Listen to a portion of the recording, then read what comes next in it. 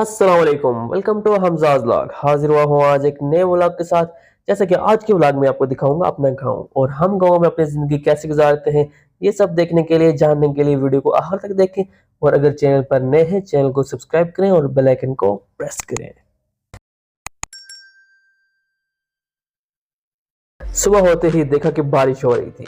बाहर का मौसम बहुत ही शानदार था और सुहाना मौसम था।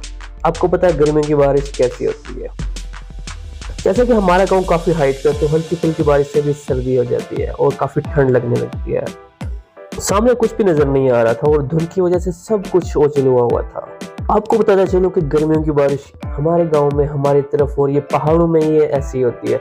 बारिश के बाद और बारिश के दौरान भी यहाँ पर धुंध छा जाती है और सब कुछ आंखों से ओझल हो जाता है। अगर ये धुंध ना होती तो सामने की व्यूज और भी शानदार होते, लेकिन चलें आज की वीडियो में आपको यही दिखाएंगे और हम कोशिश करेंगे कि शाम तक अगर धुंध खत्म हो जाती तो आपको वो वाले व्यूज भी दिखाएंगे। बारिश तो अब भी हो रही थी, लेकिन अपने व्यूअर्स को ये वाला मौसम दिखाना भी जरूरी था। बारिश से इस सब्जे का रंग और भी खिल जाता है और यहाँ पर धूल और मिट्टी वैसे भी नहीं होती और वैसे भी इसका कलर वैसे ही खूबसूरत होता है। लेकिन बारिश के दौरान या बारिश के बाद ये सब और भी ज़्यादा खूबसूरत लगने लगता है, क्योंकि और भी ज़्यादा क्लियर हो जाता है। अभी बरसा पर हुक्म भी कहीं जाते हैं और बारिश से लुत्फ़अंदोज़ होते हैं। मैंने कहा कि चले चलते हैं और आपको भी दिखाते हैं हम कहाँ जा रहे हैं। वैसे तो बदोबदी का गाना ये सब खत्म हो गया, लेकिन भाई साहब की जुबान पर अभी बदोबदी है। पहाड़ी इलाकों में बारिश के बाद थोड़ा सा सब कुछ स्लिपरी हो जाता है, तो इसलिए यहाँ पर चलना थोड़ा मुश्किल होता है। अगर मिट्टी हो तो कीचड़ बन जाता है, अगर सब्जा हो तो फिर भी सब्जे से भी इंसान स्लिप होता है। लेकिन बारिश इन खेतों के लिए बहुत ही ज़्यादा ज़रूरी थी, क्योंकि हमने यहाँ पर मकई काश्त की हुई थी और बारिश बहुत ही ज़्यादा ज़रूरी थी और बहुत ज़्यादा दुआओं के बाद ये बारिश अल्लाह ताला ने हमें अता की। और इन खेतों के साइड पर सेब के दरख्त लगे हुए हैं। इस साल बिल्कुल भी फ्रूट नहीं हुआ इन बारिशों की वजह से। बारिशें क्योंकि टाइम पे नहीं हुई तो फ्रूट बिल्कुल भी नहीं हुआ, वरना आपको देसी सेब भी दिखाता लाजमी। हमारे गाँव जब भी टॉप पर है और यहाँ पे व्यूज बहुत ही ज़्यादा खूबसूरत है, लेकिन ये बारिश की वजह से और धुंध की वजह से सब कुछ बिल्कुल ओझल हुआ है। आप इन सब चीज़ों को देखकर इस चीज़ का अंदाजा तो लगा ही सकते हैं कि गांव के लोगों की लाइफ इस कदर हेल्दी होती है, क्योंकि यहाँ पर हर चीज़ प्योर है। पानी प्योर है, हवा प्योर, ऑक्सीजन प्योर है, ईच एंड एवरीथिंग आपको नेचुरल मिलेगी। इस बात से तो आप भी वाकिफ होंगे कि हमारे घर के करीब एक जंगल भी है और जंगल के टॉप पर एक ग्राउंड भी है और एक व्लॉग मैंने इसका कंप्लीट अपलोड किया हुआ है। अगर आपने वो नहीं देखा तो उसका लिंक डिस्क्रिप्शन में मौजूद है, लाजमी देखें।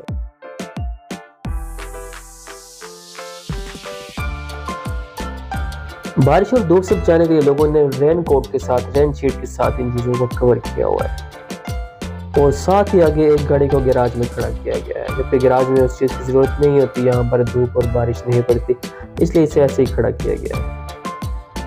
और ये हम पहुँच चुके हैं फूफो के घर और आपको दिखाते हैं कि इन छोटे छोटे घरों में क्या चीज़ है। ये सब घर मुर्गियों के हैं। यहाँ पर काफ़ी सारी मुर्गियाँ रखी हुई हैं और बारिश होने की वजह से आज मुर्गियों को बाहर नहीं निकाला गया।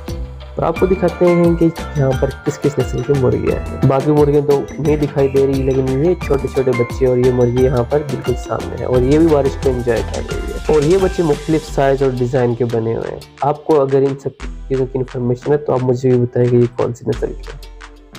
ये देखें आपके बादल ज़मीन पर रहे हैं और मूव कर रहे हैं, कभी इस साइड पे, कभी उधर, कभी कहाँ, और ये हवा के साथ थोड़े थोड़े मूव करते हैं और ये नीचे से ऊपर की तरफ जा रहे हैं। बादल हमेशा ज़मीन से उठते हैं और ऊपर की तरफ जाते हैं और ये जो लोग हाइट पर रहते हैं उन्हें इस चीज़ का अंदाज़ा बहुत अच्छे से है।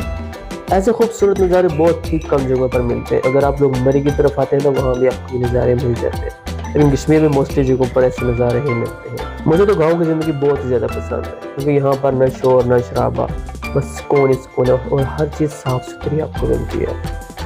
और बारिश का ये मौसम, और इस मौसम में अगर पकौड़े मिल जाएं तो क्या ही बात है। और ये है सिम्बा, हमने इस कुत्ते का नाम रखा हुआ है सिम्बा।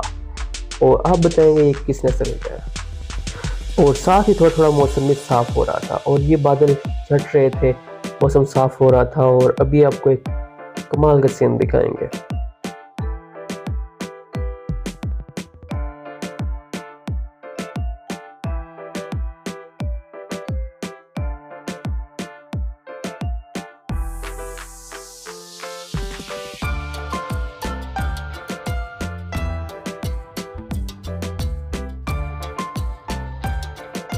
मौसम साफ होने के 4-5 घंटे बाद हमारे बैल वाले आ गए, जो कि यहाँ पर हल चला रहे थे। और आप भी देखेंगे ये गांव में कैसे हल चलाया जाता है, क्योंकि इस साइड पर ट्रैक्टर नहीं आ सकता। सो यहाँ पर इस तरह से हल चलाया जाता है। अगर आप में से किसी ने भी इसको लाइव देखा हुआ तो वो मुझे कमेंट में लाजमी बताए, क्योंकि ये एक बहुत ही खूबसूरत चीज़ है और ये पुराने वक्तों की बस आखिरी कुछ चीज़ें बाकी रह गई है। और मेरे ख्याल में जो हमारी जनरेशन है ये इसको देखने वाली लास्ट जनरेशन है। इसके बाद जो आएगी उन्हें इस चीज़ में कोई इंटरेस्ट नहीं है और ना उनको इस चीज़ का पता है कि ये कैसे किया जाता है और ये सब कैसे होता है, और इस चीज़ को वो एंजॉय भी नहीं कर सकते। उनके लिए ये सब बोरिंग है, क्योंकि आजकल जस्ट टिकटॉक और यूट्यूब भी लोग देखते हैं और लोगों में बच्चे सबसे बड़ी तादाद में हैं।